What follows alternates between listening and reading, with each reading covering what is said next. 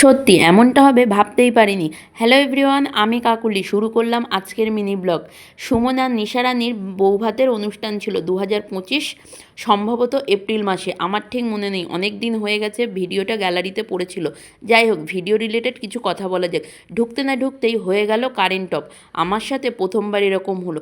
চারিদিকটা পুরো অন্ধকার, কোথায় পা দিচ্ছে বুঝতে পারছিলাম না। তারপর ইনভার্টার চালিয়ে কারেন্টটা আসার পর আমি নতুন বউটাকে দিয়ে দিলাম গিফট। তারপর স্ন্যাক্স আইটেম খেয়েই একটু নাচাকোদা করে চলে গেছিলাম মেন কোর্সে। প্রচণ্ড গরম, তাই বেশি দেরি করিনি। তাও নয় নয় করে প্রায় 9:30 পৌনে 10টা বাজতেই যায়।